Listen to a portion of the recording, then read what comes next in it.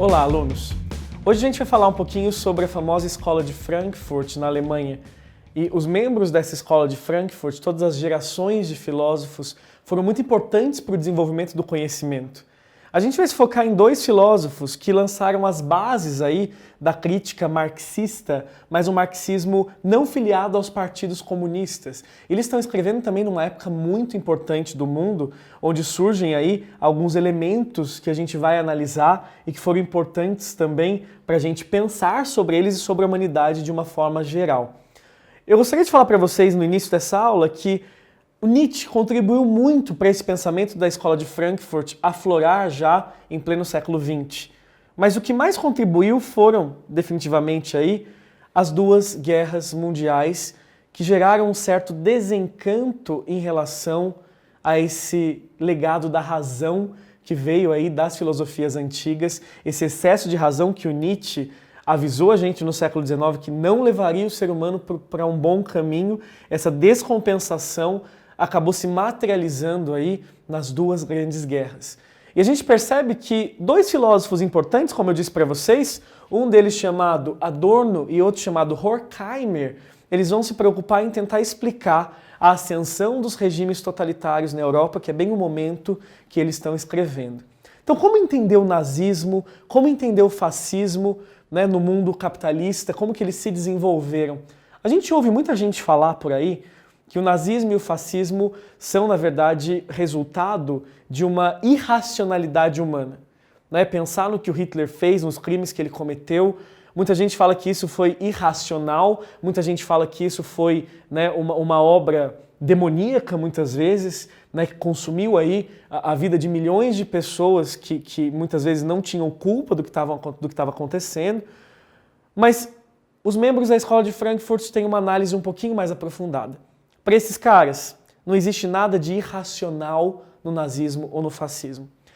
Esses dois sistemas totalitários, eles são tão totalitários quanto o próprio conhecimento racional. Eles são frutos de um excesso de racionalidade. Se a gente for analisar de acordo com a Escola de Frankfurt, a gente percebe que existe um projeto, uma razão por trás de cada passo que os nazistas percorreram e os fascistas, né, na Itália. Quando a gente percebe toda a técnica da execução, a gente percebe que nos campos de concentração, nos campos de trabalho, existe uma lógica por trás disso, né, o tempo todo, criando aí uma indústria da morte nesse sentido. Então não existe nada de irracional. O nazismo e o fascismo, eles são, segundo o Adorno e Horkheimer, frutos desse excesso de racionalidade que o Nietzsche já tinha avisado pra gente há um tempo atrás, né, um século atrás quase, falando que boa coisa não viria daí. E é nessa linha que eles analisam todos os pormenores que levaram a gente a isso. E vão questionar, será que o esclarecimento, o iluminismo, a razão, o homem, né, como sinônimo da razão, será que isso não levou a gente a uma nova forma de barbárie? Será que isso levou a gente mesmo a um processo de humanização ou não? E são esse tipo de questão que vai ser discutida na Escola de Frankfurt, principalmente na geração do Adorno e do Horkheimer, que são precursores aí de uma série de filósofos contemporâneos e que pensam o nosso mundo, pensam o capitalismo, não da forma marxista clássica, mas de uma forma também bastante crítica. E tem uma obra em especial, que é uma obra chamada A Dialética do Esclarecimento, onde eles vão trabalhar algumas questões importantes sobre isso daqui, esse termo em alemão, Aufklärung, significa esclarecimento. E o que é o esclarecimento? Como eu disse para vocês, esclarecimento é sinônimo de iluminismo. Então a gente está falando aqui que o esclarecimento, essa palavra, né, estranha para a gente em alemão, é totalitário. O que eu quero dizer com isso? Eu quero dizer que ele prendeu o ser humano. O ser humano criou a razão para se defender, segundo Nietzsche, mas nós acabamos nos tornando prisioneiros dessa razão. A gente acabou se tornando prisioneiro de uma razão específica chamada de razão técnica. Uma razão que ela constrói ciência, a gente constrói tecnologia, a gente vive melhor do ponto de vista técnico, mas até que ponto isso levou à nossa evolução moral e ética? Até que ponto a tecnologia ela salva o ser humano? Ou até que ponto esse desenvolvimento da ciência não levou a gente a um novo tipo de barbárie, de selvageria, de dominação? É o que a gente vê, por exemplo, segundo esses autores, no nazismo e no fascismo. A dominação através da tecnologia, numa escala nunca vista antes na história da humanidade, para a gente poder se questionar. Essa razão técnica levou o ser humano a um patamar de humanidade maior ou não? E eles dizem que não. E o pior de tudo é que esses filósofos da escola de Frankfurt, eles dizem que essa manipulação é uma manipulação da qual não existe mais escapatória. O ser humano está preso a essa manipulação. O ser humano está preso a essa razão técnica.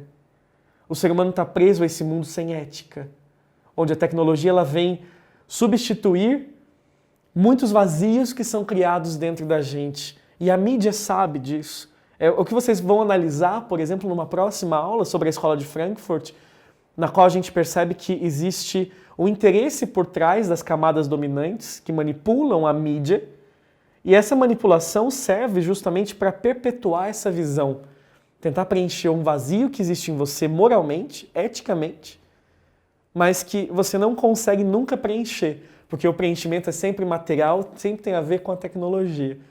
Isso pra gente é muito atual, né, alunos? Isso pra gente é essencial hoje em dia. Quando a gente pensa, por exemplo, nos celulares que saem, e as pessoas desesperadas ficam nas filas querendo comprar aquele celular como se fosse, né, a salvação da vida dela, e aí você pega aquele celular e o celular é apenas um celular. Pode ser o top de linha, pode trazer um status para você, mas até que ponto esse status preenche o seu vazio? Até que ponto a nossa sociedade do consumo, ela não tenta preencher esses vazios com coisas que nunca preenchem, mas que a propaganda, né, fala pra gente, não, você tem que ter isso, tem que ter aquilo, tem que comprar para ser alguém. E a gente não para refletir. Então não existe uma saída fácil disso.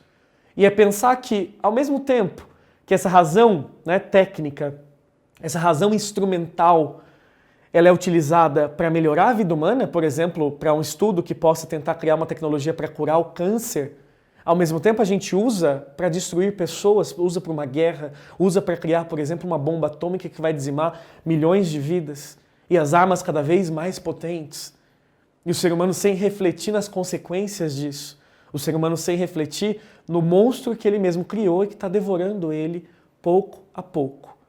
E justamente eu acho interessante quando eles tocam na questão da arte, porque a arte ela deve vir junto com a liberdade. Como ter liberdade no mundo capitalista, onde existem administradores, empresários pensando a arte? Você pega um filme, por exemplo, hollywoodiano. Um filme hollywoodiano, ele antes do roteiro ser filmado, ele é analisado para ver se ele dá um potencial lucro e se aqueles valores são valores passíveis, por exemplo, de manipulação. Um filme hollywoodiano, ele sempre passa por uma análise de mercado para ver se ele vai agradar ou não. Aí eu pergunto para vocês, e o filme que choca? E cadê a crueza humana? Cadê essa verdade? Nesse mundo de manipulação, onde fica a liberdade individual? Onde fica, por exemplo, o questionamento ético? Onde fica a moral? Onde fica o ser humano em todos os sentidos? A escola de Frankfurt se baseia no Nietzsche, obviamente, dá para a gente perceber isso muito, né? Porque ela critica esse excesso de racionalidade também, só que eles vão por um outro caminho. O Nietzsche tinha como solução valorizar os aspectos dionisíacos. Na escola de Frankfurt, não tem o que fazer. Na escola de Frankfurt, a gente ter um pensamento crítico, a gente tentar explorar isso seria uma forma de amenizar. Mas essa manipulação já está dada, essa manipulação já está completa e a razão humana ela está podre. É essa palavra que eles usam, a razão humana está podre. E a gente pode pensar no que a gente pode fazer em relação a isso, né? Sem buscar um caminho, sem buscar uma verdade, sem buscar uma solução. Se a gente está nessa era da manipulação, nessa era da indústria cultural, da cultura de massa, a gente pode se questionar o que fazer, mas não existe uma solução para esses caras, não existe uma solução a curto prazo. Em termos da arte e dessa dominação, é interessante a gente pensar que, para esses caras, o burguês ele acaba dominando o lazer do trabalhador. Ele não domina só o trabalhador no trabalho, ele domina também o trabalhador nas suas horas de lazer, impondo para ele uma série de elementos que ele deve buscar para ser feliz. E essa felicidade que a mídia tanto fala que a gente tem que buscar o tempo todo, essa felicidade que não vem junto com a crítica, essa felicidade que vem através do ter e não do ser, essa felicidade que a gente, aqui numa aula, a gente pode questionar, né? Que seria aquele modelo que a gente vê sempre numa comédia romântica, né? O bom filho, que tem um casamento maravilhoso, que consegue uma casa dos sonhos, que tem um bom emprego e que tudo acontece da forma ideal. E se alguma coisa acontece no meio do caminho, ele dá conta disso rapidamente, aquela pessoa que consegue lidar com tudo na vida dela de uma forma muito fácil, aquela menina que já acorda linda e maravilhosa, aquele cara que sempre faz gentilezas para essa menina o tempo todo, as pessoas não se irritam umas com as outras. Gente, esse mundo ideal que é forjado, ele é forjado com um sentido.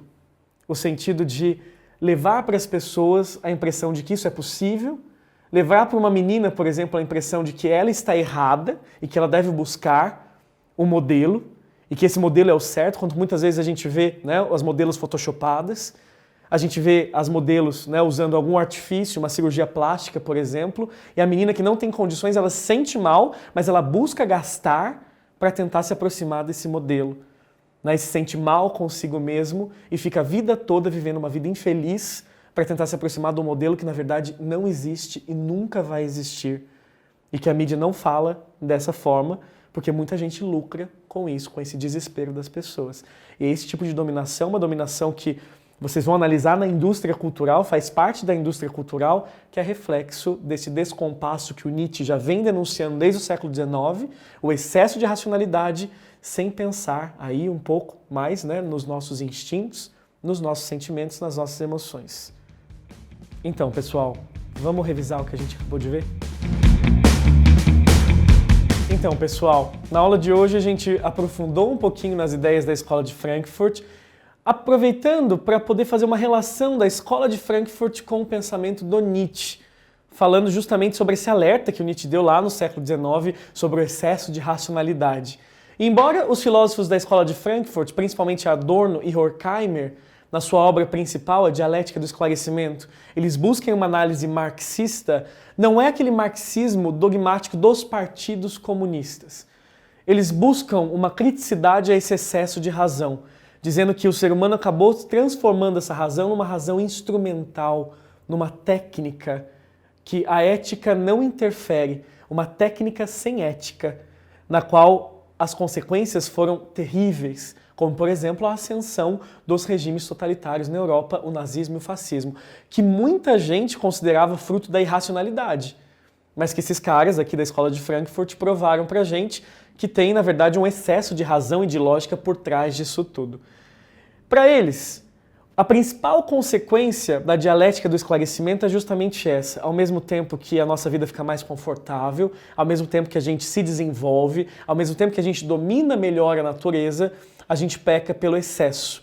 Isso volta para a gente negativamente, porque a gente esquece do outro lado, a gente esquece de justamente buscar um equilíbrio nessa relação, em relação ao que a gente sempre busca do outro ser humano, de compreender o outro ser humano. A gente considera muitas coisas inúteis que fazem parte da alma humana e a gente só fica com aquela razão técnica, aquela razão, né, como eu disse para vocês, instrumental, e a gente tem mais conforto, nossa vida está durando mais, mas a gente não pode afirmar que ela está melhor. E essa manipulação da indústria cultural, de uma cultura de massa, se baseia extremamente nisso que a gente está falando aqui. Nesse excesso de uma razão que está podre, que não se preocupa mais com o ser humano e que trouxe consequências nefastas na história da humanidade. Bom, gente, por hoje é só. Eu espero que vocês tenham gostado e até a próxima aula.